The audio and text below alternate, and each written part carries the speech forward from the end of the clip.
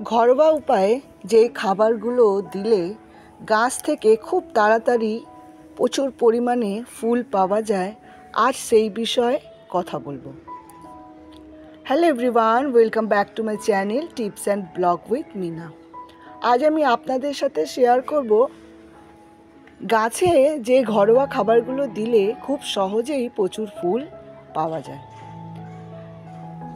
বর্ষার পরে এখন সমস্ত গাছে কিন্তু ভালোই গ্রো রয়েছে। এই গাছগুলোতে ঘরোয়া খাবার দিয়ে আমি যেইভাবে গাছগুলোকে আরও সুন্দর ও সতেজ করে তুলেছি, আজ সেই খাবারের কথাই আপনাদের সাথে শেয়ার করব। বন্ধুরা, আমার চ্যানেলে আপনারা যদি নতুন হয়ে থাকেন তাহলে চ্যানেলটিকে সাবস্ক্রাইব করে আমার পাশে থাকবেন এবং পাশে থাকা বেল আইকনটা প্রেস করে দেবেন সুন্দর সুন্দর এরকম টিপস ভিডিও পাওয়ার জন্য। বন্ধুরা দেখুন, আমার যে এই গাছ রয়েছে ছাদ বাগানে, কয়েকটা গাছের মধ্যে অতি প্রিয় রয়েছে আমার জবার গাছগুলো।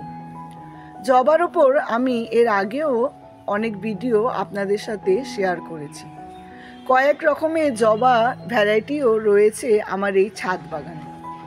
এই যে গাছটা আপনারা দেখতে পাচ্ছেন, একদম ঘরোয়া খাবার দিয়ে গাছের গ্রোথ এবং গাছের ফুল ও কুঁড়ি দেখলে আপনারাও চমকে যাবেন।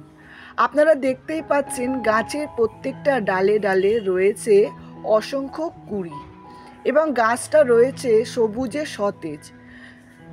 বর্ষার জল পেয়ে গাছটা ভালোই গ্রো হয়েছে। এছাড়া ঘরোয়া যে খাবারটা দিয়ে গাছের যত্ন আমি করেছি সেটাও আপনাদের বলে দেব। বন্ধুরা, আপনারা দেখতেই পারলেন আমার গাছটা কিন্তু অনেকই হেলদি রয়েছে।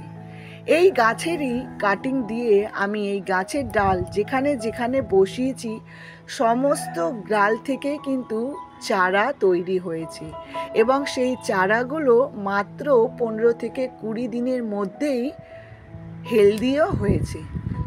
তাহলে চলুন দেখাই আমি কি খাবার গাছে দিয়েছি যার জন্য আমার এই ছোট্ট ছোট্ট গাছে এত কুঁড়ি এবং এত ফুল খুব সহজেই আমি আনতে পেরেছি।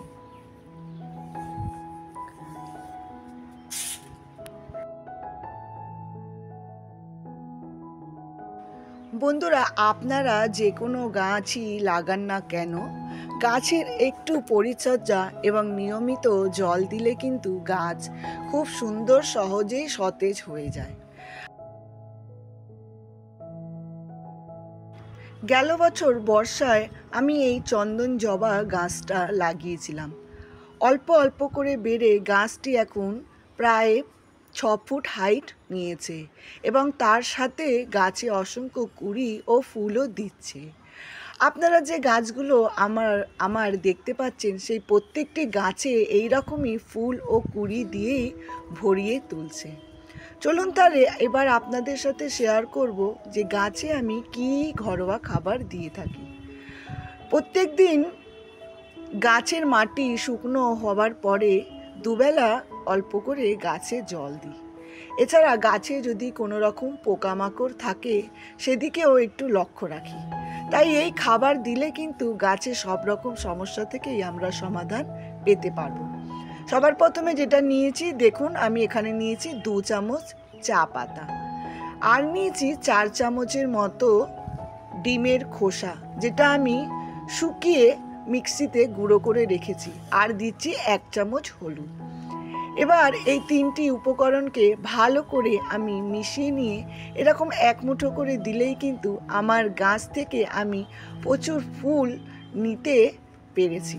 তাই আপনারাও যদি 15 দিনের মাথায় এই খাবার একবার জবা গাছের গোড়ায় গোড়ায় দিতে পারেন, তাহলে আপনারাও এই রকম অসংখ্য ফুল ও কুঁড়ি নিজের গাছে পেতে পারেন।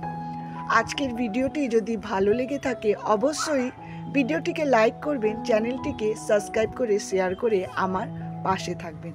আজকের মতো নমস্কার জানাই, দেখা হবে পরবর্তী একটি সুন্দর ভিডিওর সাথে।